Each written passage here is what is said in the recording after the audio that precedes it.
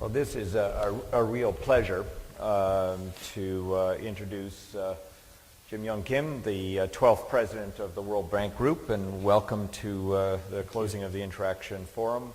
I think our challenge in seeing you as the president of the World Bank is first to sort of you're one of us, and it's good to know that one of us could reach these bit, but as sort of a physician, an anthropologist, a student of international development, with decades of work at looking at underserved populations, you coming to the bank from being the president of Dartmouth College, and I think this, both as a sort of co-founder of Partners in Health, you work across multiple continents. We all know you for your work in HIV/AIDS and drug resistance and tuberculosis.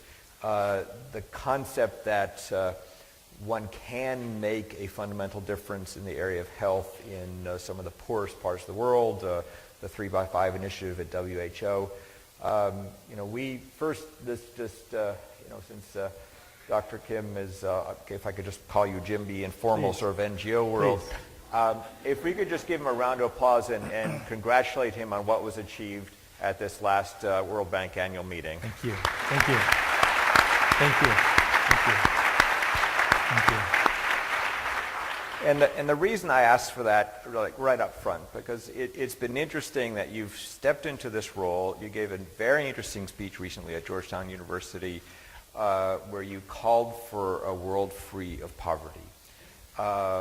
And you move this agenda of ending extreme poverty at the spring meeting, and a sense of how has that movement been possible? Because we're talking about a pretty impressive vision for the World Bank and a very concrete goal of what you're trying to achieve, and would welcome your thoughts on how you've moved that possible.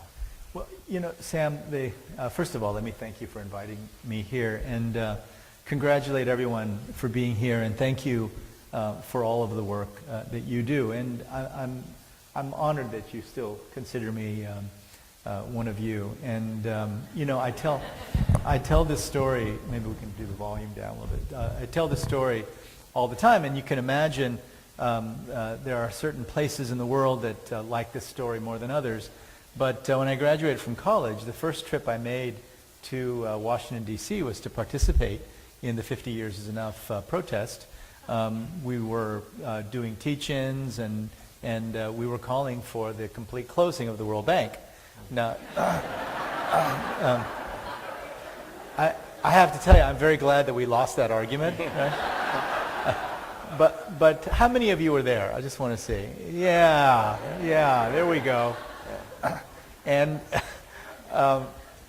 the point is, back then, the World Bank Group was not at the forefront of gender equality. The World Bank Group was not at the forefront of tackling climate change, was not at the forefront of calling for greater investments in human beings, in health, education, and social protection. But I'm very happy to say that we are all those things now. And we've been that way for some time.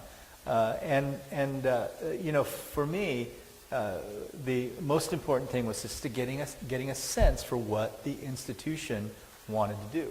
And so I walked the halls. I met with every single one. I mean, we have lots of vice presidential units, and I literally met with thousands of staff members and said, so what makes you most proud? What are you passionate about? And over and over again, they said, we want to go back to focusing on poverty. We really want to do something. And so for me, all of my experiences, especially when it comes to dealing with the poorest people, is that you've got to be serious, you've got to set targets, you've got to set end dates, and people will work back from there. In other words, if you're just doing development is one thing, but if you're saying, oh my goodness, we have to end poverty, but also we have to focus on shared prosperity, which means it's not just those living under $1.25, it's the bottom 40% of a population. Oh, and by the way, he said shared prosperity means shared with future generations, so we've got to tackle climate change. So that's a huge task. But the thing that I realized, and it's the first thing I said, usually we did poverty numbers every 3 years, and the data was 2 years old. So I asked my team, can you do it every year? And they said, we can. It's not going to be, the data may not be as perfectly clean as we usually like to publish it, but we can. And then I said, well, what about the shared prosperity? And they say, absolutely, we can come up with numbers. And so for me, and I see this as every year sort of presenting to the world, here's how we're doing by the poorest 40%. And especially here's how we're doing in terms of lifting the bottom 1.2 billion people out of poverty. So it had to do with the passion inside the organization. The staff were going to board members saying, we like this is important. We had many sessions going over the numbers, why we thought it was possible, why we thought we should be the ones who did it. So that process of socializing those goals inside the World Bank group and then with the board was critical, and it took us 6 months. Right. So there was literally, I hear, blood on the floor around arguments of how should we attack the equity piece of it? How should we get at the bottom 40% piece? And the thoughtfulness with which we did that, I think, was reflected in the way that we presented the ideas, and then the board, of course, embraced it. So it's really significant. And I think it's easy to underestimate the impact of having the world's attention turned to poverty every year with numbers. I don't think people quite get that. And when we ran the 3x5 movement, World Health Organization, we got a couple grants here and there, but the only weapon we had was the numbers. So we announced every 6 months how we were doing on treatment, and every time we did it, there were 800 newspaper articles. Everyone was looking around saying, wow, Zambia is really making progress. Why is nothing happening in Nigeria? And it did put pressure on people to actually take action. And so all of the structure of what we're doing is based on years of doing this work, and especially on seeing the magic of counting every year. So I was thrilled, and it wasn't just that they begrudgingly said, oh well, okay, poverty target. I mean, the board members, the governors were legitimately excited and inspired by it. So I'm looking forward to it. I mean, just wait. When we ring that mindfulness bell every year, here's how we're doing on extreme poverty. Here's how we're doing with the bottom 40%. I think it's going to cause more discomfort, a very, very productive kind of discomfort. It's going to cause more discomfort than you know. Yeah. A very impressive setting a bar and then movement. It's been interesting that President Obama, during the inauguration, made the statement that of the U.S. committing to end extreme poverty around the world, and details around that. At the same time, we're operating in this sort of constrained budget environment, and I'm just curious your sense of the mood among development ministers and finance ministers as we set, at least from our community, what is a critical goal, an achievable goal of ending poverty as we know it. What has the mood been as we look at this sort of more constrained and difficult budgetary environment to move this goal forward? There's no question we're in difficult times in terms of official development assistance, foreign aid. But you see some bright spots.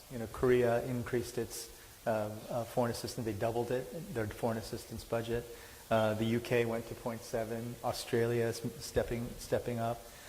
One of the things that we really have to think about is if we truly have the highest aspirations for people living in poverty in the world, what do we have to, how creative do we have to be? And so I think now, and this is definitely true for the post-2015 agenda, we didn't really spend enough time thinking about financing the MDGs. We didn't really think about the role of the private sector, the role of domestic resources. We didn't think about that. But going forward, if you look at it, the total package for official development assistance last year was $125.7 billion. And that represented 2 years of decline. And as the OECD has been saying, that's not happened in a very long time. So, but just take a look at the number, 125 billion. May sound like a lot. But then you look at India's infrastructure needs over the next 5 years, $1 trillion. And so they're thinking half of it will come from domestic and public resources and half from private. And so for them, all of ODA wouldn't meet their need. Right. So if you truly have bold and high aspirations for people living in poverty, you have to say, okay, ODA has to be invested as strategically as possible, tackle those specific projects that no other sources of funding will tackle, focus especially on the fragile and conflict-affected states. And then we have to do everything we can to make private sector investment work to achieving development goals. The Indians definitely have that in mind. Our own IFC, the International Finance Corporation, our private sector wing, everything they're doing now is trying to have the maximum development impact with private sector investment and also domestic resources. This is frankly an issue. And as I was going into interviews in London, the headlines were, why should the British people provide 450 billion pounds to the Pakistanis when the Pakistanis don't pay taxes? That was the headline. So, do we need to help countries figure out better ways of putting in place actually progressive taxation systems so that they have a foundation? Absolutely. I mean, this is something that we're always open to, we work on tax systems for developing countries. So domestic resources, official development assistance, and private sector investment, if you have aspirations, if you have truly bold aspirations for poor people, you have to think about how all those pieces fit together.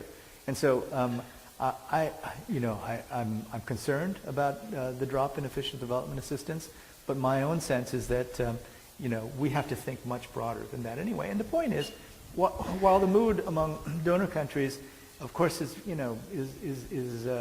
they want to participate, they want to be generous, but they're facing budget constraints. At the same time, there are other countries that are making loans available very quickly for infrastructure projects all over Africa and other developing countries, and they will continue to do that, and their role will increase. And so I think that's also part of the calculation. We want to, I think the traditional donor countries want to remain, vital, important players, and I hope that that's reflected in, the renewal of commitments to official development assistance as economies begin to recover. Our community tends to think of sort of development ultimately as the private sector as a role of engine of growth, the role of government, and then ultimately civil society. What should be the role of local civil society, but also of international civil society in advancing this agenda that you've laid out there? In other words, how can we be constructive partners with nation states, with the private sector, both internationally in this case of sort of U.S. civil society, but more particularly as it relates to civil society in different countries? Well, I think the world has changed completely in terms of understanding the role of civil society. I mean, I've just been to, a few months ago, I went to Tunisia where the Arab Spring started. And, fundamentally their own sense of what their task is as a government, what the tasks are for the private sector have changed because of what's happened. Also, anyone who's participated in the truly revolutionary movement around HIV can't ever doubt the power of the private sector to make such fundamental changes. The civil society. Civil society had such a critical role in driving forward the most innovative, the most difficult changes. In fact, we're working a lot on climate change now. And the question I keep asking my colleagues in the environmental world is, do we have a plan as good as the plan we had to tackle HIV? Now, if a handful of people, literally about 20 or 25 people, who were the core of ACT UP, Gay Men's Health Crisis. And I know their names. I could give you their names right now. They're the ones who became experts on the Food and Drug Administration. They became experts on NIH funding. They became experts on public-private partnerships. They became experts on clinical trials. Every step needed to get to a treatment, they became experts on. It was literally a handful of them. And they made sure that everything happened quickly, from discovery of people sick, not even discovery of the virus, to having a treatment in 15 years. I don't think anything's ever happened like that. And I keep asking, does civil society in the environmental movement have anything close to a plan that good, right? And I think the answer so far is no.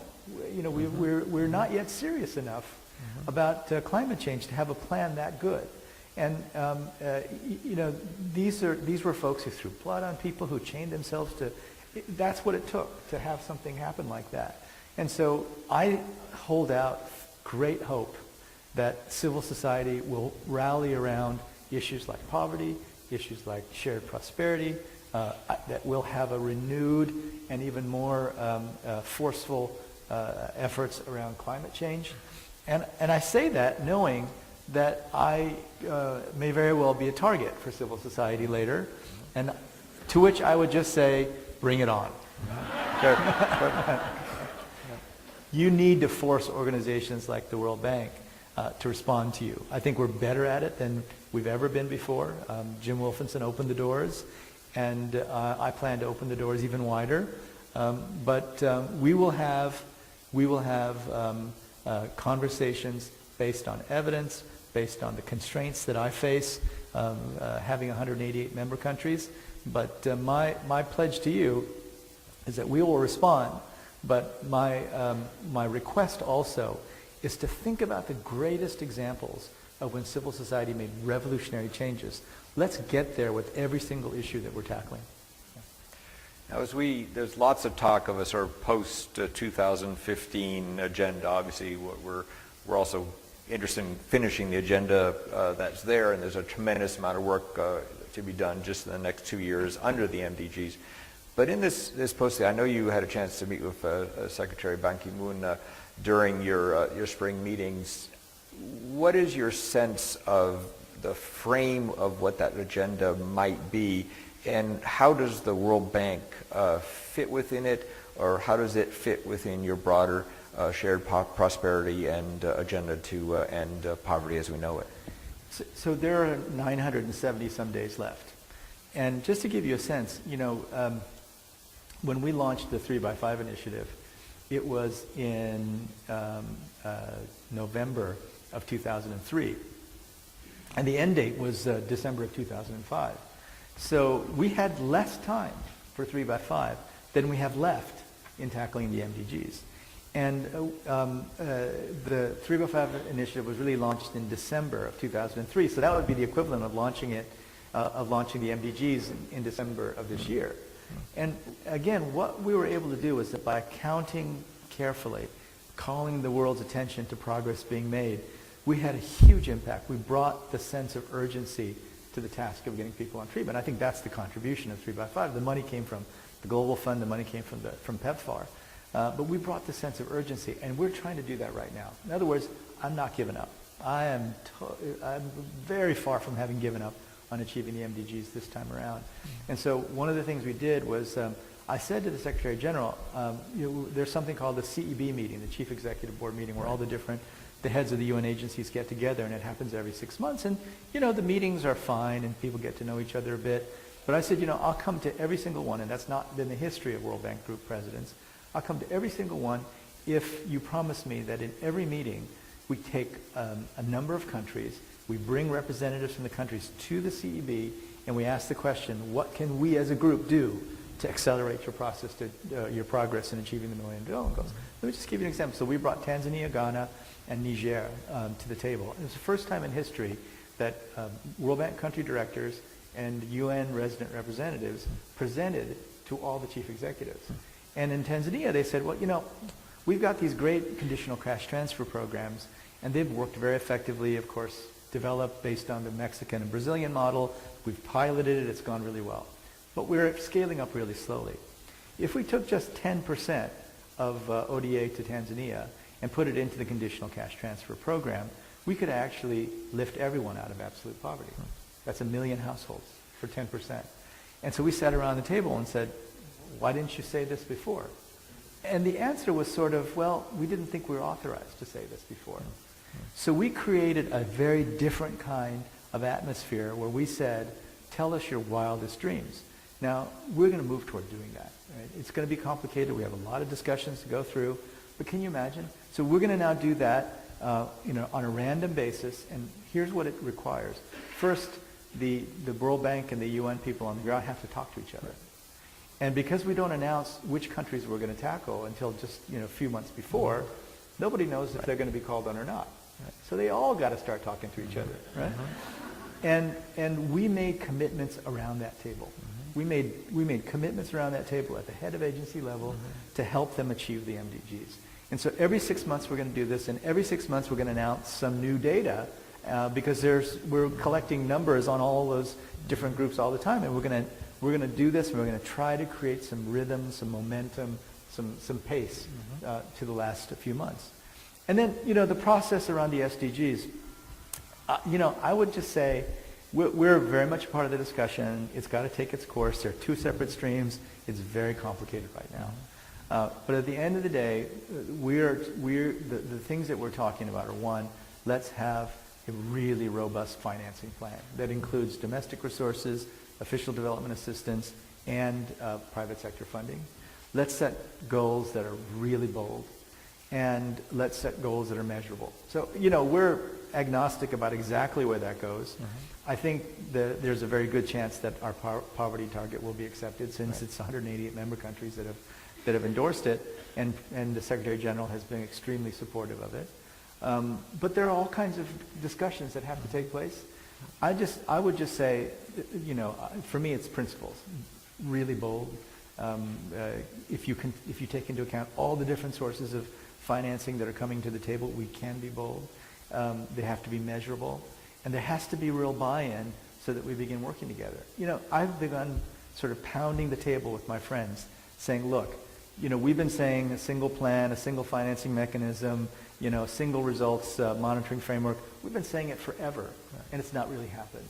So with the folks involved in health, Margaret, Chan, and I, and Tony Lake, the great thing is we're all old friends now. Mark Dybel at the Global Fund, we actually work together. And we work together and sort of huddle together when in the past leaders of the organizations didn't get along so well. So because we were huddling together, we feel like, oh my goodness, we have such an opportunity. And the personal friendships among everyone in the global health community, I think we can get there.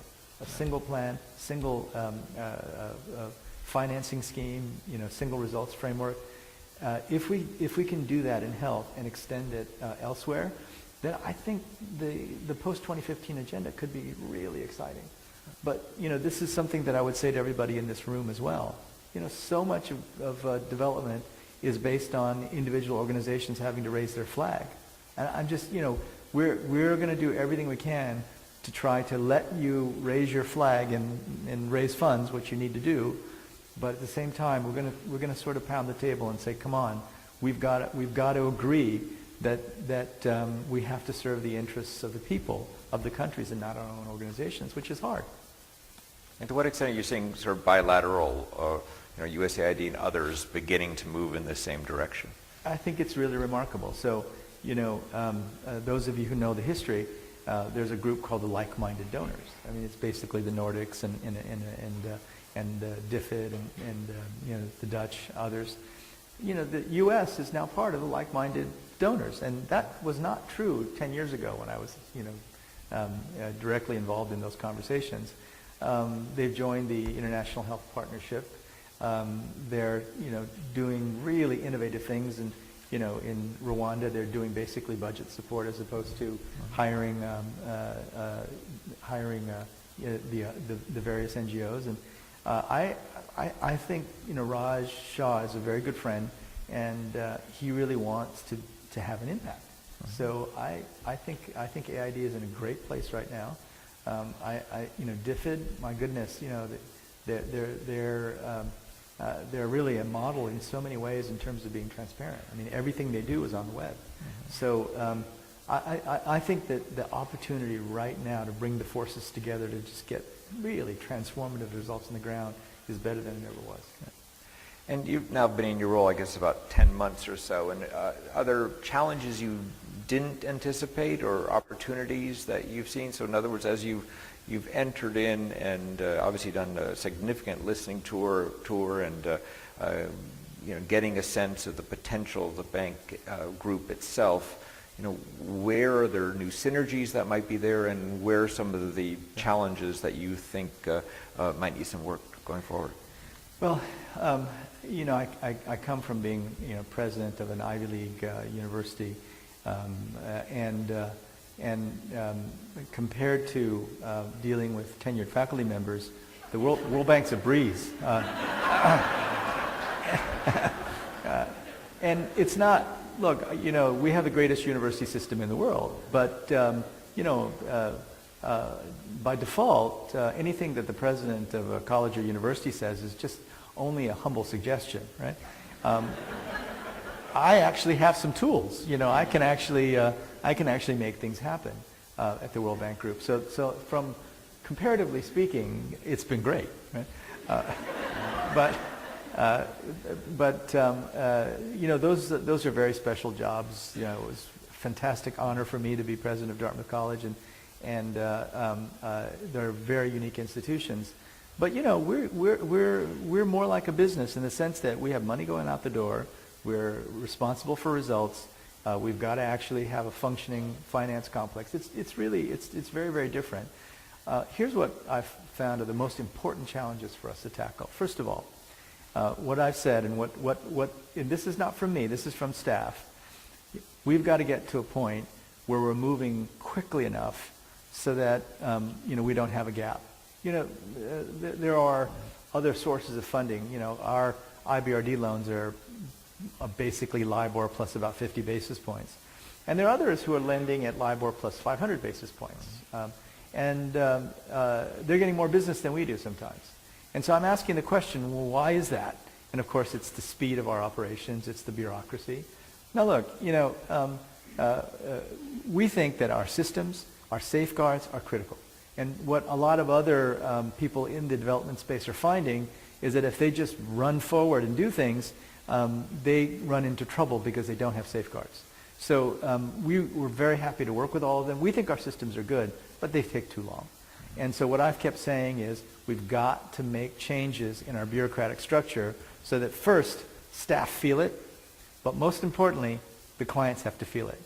I want the clients to begin coming up to me and saying, wow, this is great. You guys are much faster, much easier to deal with, much more transparent. I deal with one person in the organization. I deal with the whole organization. So that's something we have to change. The other thing that's a huge advantage for us that we're not making enough use of is the fact that we have IFC, which has become a third of our operation, fantastic brand recognition. It is kind of the golden seal of approval for other private sector firms to get into an investment. IFC is a great organization. MIGA, the Multilateral Investment Guarantee Agency, doubled its business over the last 3 or 4 years and are providing the kinds of guarantees that the private sector needs to make critical investments in developing countries. So we've got all these institutions, but they haven't historically worked very well together. So one of the big things that I'm trying to do is to make sure that we work as a World Bank group. And we're using that term a lot more. Everyone's telling us, look, your ability to structure public-private partnerships, your ability to both improve the policy in the public sector and crowd in investments in the private sector, this is a unique area of comparative advantage. And so I'm really working on those issues. But the most important, and I think the happiest, not surprise, but realization that I've come to is, I tell you, the World Bank is full of optimistic people who want to fight poverty. And that's not the reputation that the World Bank Group has, and that's too bad. I go around and I walk around, and every single one of them that I talk to say, I'm here because I want to fight poverty. I'm here because I want to help lift fragile countries out of fragility. Development is fundamentally an optimistic enterprise. To believe in development is to share with many others, and especially in this room, I feel that we share that, a sense that that things can happen. And people ask me about this all the time. What makes you think? Just take a look. I was born in 1959 in South Korea. South Korea was a fragile and post-conflict state in 1959. And in the 60s and 70s, I read all the development literature because I wrote my dissertation on economic development in Korea and focused specifically on the pharmaceutical industry. There are people saying there's no way Korea can develop. They are riddled with low literacy levels. Very few people have gone to college. There's no natural resources, and the specter of Confucian culture will hold them back. Remember those days, folks? Exposure to Western culture is the most important aspect of development. Remember the modernization theorists? And so the idea was Korea is hopeless. It's a basket case. The only country in that region that has any hope of developing is the Philippines because they've had more exposure to Catholicism and Western culture. Come on, do you guys remember this stuff? I'll send you the references if you're interested, right? And here they are today. Now, if there's any example where you're going to believe in investment for development, some people would say, well, the only reason anyone's investing in South Korea is because of their geopolitical importance. So billions of dollars went into South Korea from the World Bank, from donors. Many of you may have worked in South Korea in the 60s and 70s, and look at what they look at today. You know, they're contributing, you know, UN agency heads and Gangnam Style. You know, I mean, there's, you know, and you laugh, but I tell you, No, that's right. the South Koreans are thinking really intensively about the next stage of their economic development, and they're explicitly focused on cultural production. So the Gangnam Style is no accident. I mean, they've focused explicitly on saying, we're going to be exporters of culture. That's the next wave of Korean economic development. And, you know, it's so interesting. You know, my parents remember what it was like to live in a war. So they remember what it was like being one of the poorest, most, quote-unquote, backward basket case countries. And because that's where I come from, I think I sort of carry with me that kind of a sense of indignancy about anyone calling any country a basket case, no matter what they may look like today. One of the You can trends, clap.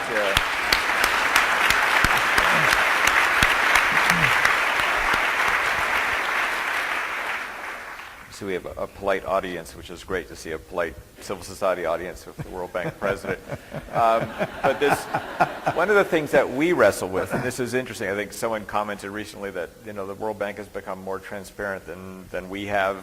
It's sort of interesting to see these changing rules. But I'm glad you said that, you know, Sam. but you know, I think this movement of, because the world is changing so rapidly, and the concept of sort of citizen engagement in the sense of one's own potential to change one's own life, and not just have big bureaucracies or big programs there. How is the World Bank wrestling with the idea of broader citizen engagement in your work?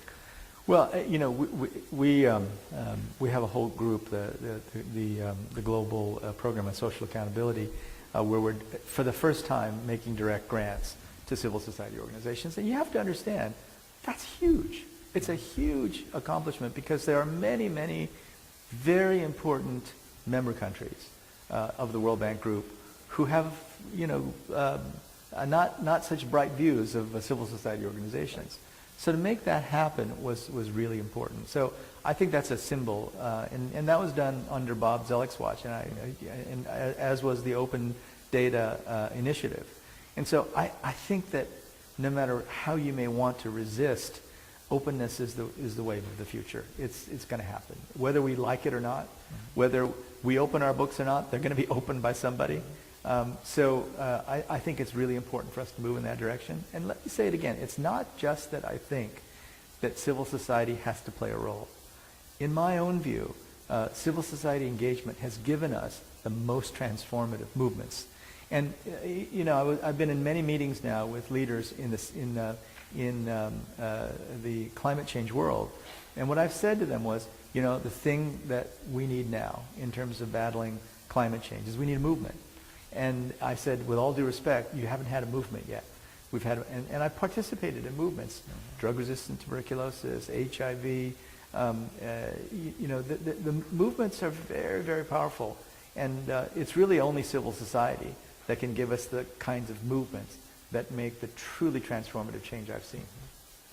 And going back to this agenda that you've sort of laid out there, and it's, to what extent do you see the private sector changing to you know, play a role? We have talk of double or triple bottom lines, and increasingly we as sort of U.S. NGOs are, you know, we're not only looking at how we relate to government, but the private sector, the bank. All these actors are now, in essence, in a new ecosystem of engagement. And if you had any advice, both for us and the private sector, as we sort of wrestle with each other in new ways, again, in a sense of sort of common goals in many ways, is it measurement and common goals that's going to be the answer? What will it take to begin to align these different sectors of society as we try to move these things forward? Well, you know, I don't think there are any easy answers there, but you know, just to give you a couple of examples, we're really looking all over the world for the win-win-win possibilities, and it's really encouraging to me to see how many there are. So, for example, Nigeria, they only have 20% of the energy that they need. And there's no way that government investment or official development assistance is going to make up for the rest of the 80% that they need. So what they need is a brilliantly structured public-private partnership. And the cost of electricity in Nigeria is really high right now. So you could have a program where you bring in private investors, that they form a public-private partnership with the government, and not only do companies make a lot of money, but they reduce the price of electricity dramatically, which then brings in other investors, businesses grow, jobs are created. Is that possible? We think there's no question that that's possible. And we're looking and moving very quickly in many countries. But take one example. We're trying to do just that in Myanmar. Myanmar has to experience as soon as possible the great benefits of democratization. We all have to, as a global community, help them to experience the benefits of democratization. And getting energy there is really important. Companies are going to Myanmar now. They want to invest.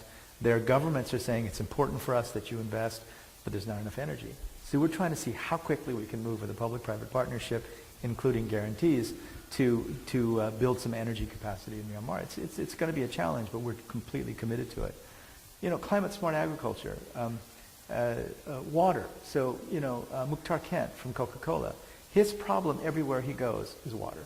So he's just decided that he's going to lead the world in terms of thinking about access to potable water everywhere in the world. And he's working with Dean Kamen, he's working with us, he's working with a lot of different groups. I think that's another, again, clearly win-win-win situation. People are going to drink Coca-Cola products. He needs clean water. He also wants to be a good corporate citizen and help us think about much more broadly the problem of water. There are many food companies now. What's their problem? Their problem is going to be food. So they need to help us do things like reclaim degraded lands. And, there are a billion hectares, I think, of degraded lands. I may have gotten that number wrong, but huge numbers of hectares of degraded lands that we actually can reclaim with fairly simple tools.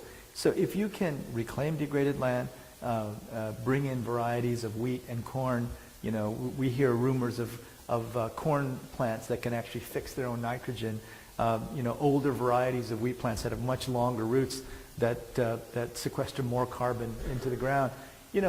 There are these enormous win-win-win type situations where you have great development impact. I mean, if you could help food companies get the food they need, while at the same time putting carbon into the ground and tackling food security in developing countries, what an amazing achievement that would be. The Secretary General and I are going to the Great Lakes region in May, and we're going to try to put some serious cash on the table and some serious ideas about how we can link political and security solutions with development solutions and even make them work together. Because that's what we need in places like the Great Lakes region. So the Secretary General's team and our team are working intensively together to see what we can put on the table. And then soon after, we're going to go to the Sahel region and see if we can do similar things. And for all of those projects, we need the participation of sovereign wealth funds, of private companies. And if we can control the discourse, meaning we continue to ask the question, but wait a minute, if there is a way for you to make profit while at the same time advancing our development goals, isn't that what you want to do? And I have to tell you, I'm very encouraged by the number of companies that say, yes, exactly, that's what we want to do. So we now have the opportunity to open this to some questions, observations from the room. Again, if you remember, you're asking a question of someone who's one of us. So if you've never asked a question and do that, feel free to raise your hand and get our attention.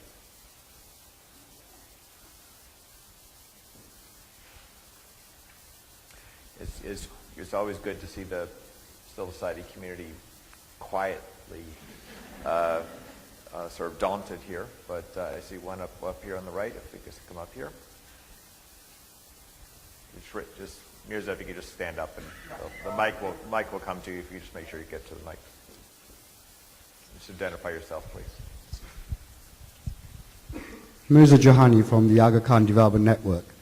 I didn't want you to think that we had no voice in civil society. So this is the fourth time I've heard you speak, and you're always an inspirational speaker, and long may you keep on giving us these speeches.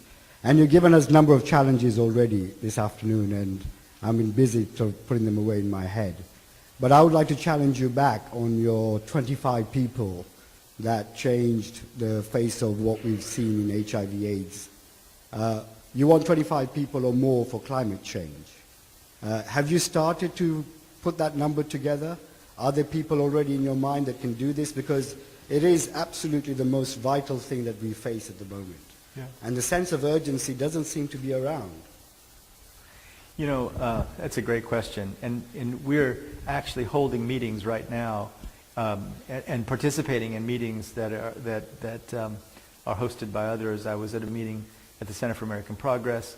We held a quiet little private meeting with the leaders of the World Wildlife Fund, the Environmental Defense Fund, the Nature Conservancy, members of former cabinet officials in the United States, representatives from around the world. And so we're beginning to think that, we need something like a war room, right? We need some place where we can go together and plot strategy and try to make things happen. What I've been saying is that what strikes me is that when an extreme weather event happens, the world kind of turns and looks at the environmental community and says, okay, so what's your solution? And the solutions have been so small scale, so small bore, and I don't want to make fun of it, but, recycle and shower less, that's not going to do it. And so I think the world kind of looks at us and says, oh, I see, so you're not really serious yet. So what I keep saying is, we have to have a plan that's equal to the challenge, right? Now, if you think about the HIV community, what did they say? We want a cure, and we want a cure now. That's what they said.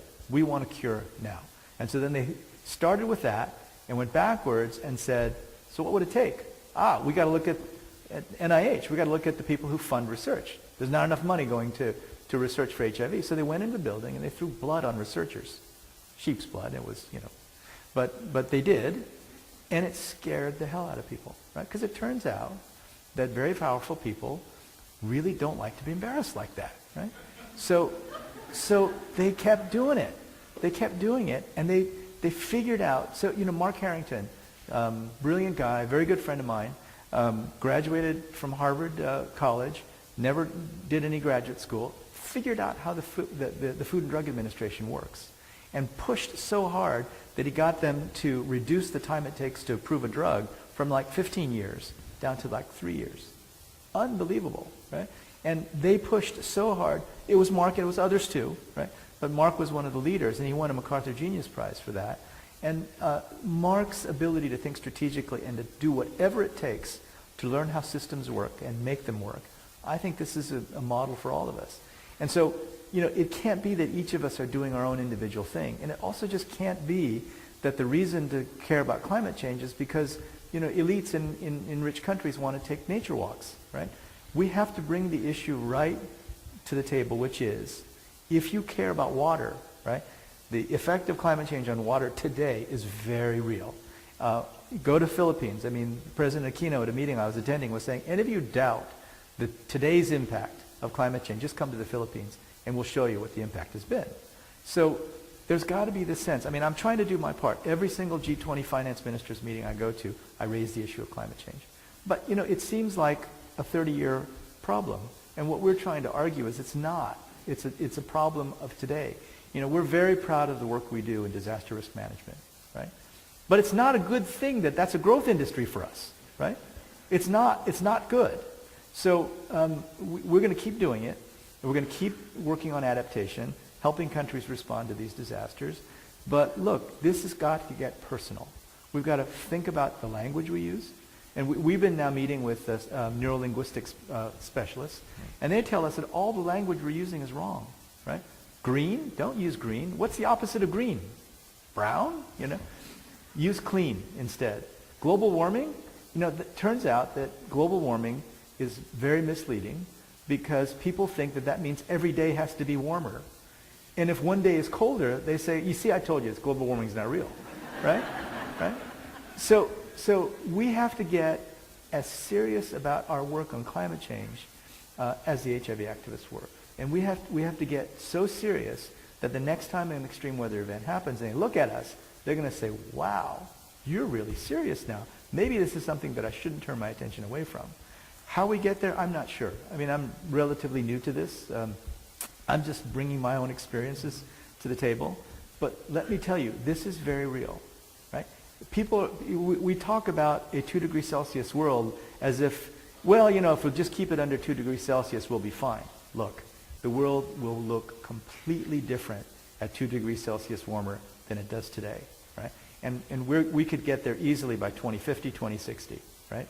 If we get there by 2060 and we're already at 2 degrees Celsius, my 4-year-old son, when he's my age, will be living in a world that's completely unrecognizable to us today. This is how real it's got to get. It's got to get personal, right? And we're not quite there yet, but I'm seeing a tremendous amount of coming together, and I'm hoping we can see it. But this is why we rely on civil society. It's civil society that can start the movement. We'll come to the meetings. We're going to try to orient all of our loans and all of our work toward climate smart agriculture, clean cities, sustainable energy. We're going to really get aggressive in those areas where we control our fate. But the movement has to start in rooms like this. So our time is already beginning, unfortunately, to wrap up. But the world of financing, the world of obviously the nation states, what is the particular niche that you see the World Bank plays? What is, as one of the key sort of global actors out there, the institution, the world around you has changed since were founded, the Bretton Woods institution. What is the niche that you see the World Bank should play? Is it knowledge? Is it setting a sense of vision? At the G20, which we very much appreciate. What is that niche for you? Well, I think if you look at our work in its most basic form, we're talking fundamentally about poverty and prosperity. So it basically is everything. How can countries be prosperous? And if you look at questions like, for example, how should any country in the world structure their investments in human capital, health, education, social protection? I would argue that every single country in the world, no less the United States, every single country in the world has a fundamental problem in how they invest in health, education, and social protection. And so we think we know a lot about that. How do you create a business environment that leads to, especially the growth of small and medium enterprises and good jobs, especially for poor people? We actually know a lot about that. So knowledge is part of it, but I think our special niche is going to be just look at our strengths. We work in the private sector. We provide guarantees. We work in the public sector on everything from investing in infrastructure projects to giving macroeconomic advice. And so if we're at the very, very top of our game, my hope is that every country in the world will want to come to us because they'll say, today I met with the president of Bulgaria. And the president of Bulgaria said, I've got problems in healthcare, energy, and especially education. Now we know a lot about all those areas. I want us to be in a place where we can say, well, you know what? We want to help you, and we have experience in 140 plus countries, and we have ideas for how you can make your investments in healthcare, education, and energy have the maximum impact to improve your competitiveness, to boost prosperity, to help you create jobs. I think we have that expertise. In Bulgaria, it won't be money; it will be our expertise.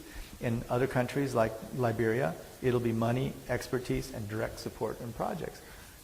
Is there a role for a 188-member country institution that has experience across those countries that can help investments in infrastructure and human capital in the private sector? I think there always will be. And there's a lot of talk about the development of a BRICS bank. As far as I'm concerned, I think that's great, right? There's a $4.5 trillion infrastructure deficit in just the BRICS countries. So you put all of official development assistance together, you put all of our budgets together, all of the regional development banks, you put everything together, it won't even begin to touch the infrastructure deficit in those 5 countries. So we need all hands on board. We welcome any effort to tackle that infrastructure deficit, but we would just humbly suggest that because we've been doing it for 6 years, you might want to talk to us a bit about the next steps. Right? Right. Well, we thank you for your vision, your courage to sort of put a marker out there for all of us to follow, your willingness to engage civil society and continue these types of dialogues. And we look forward to contributing what we can to this. And could you please join me in thanking Jim Kim.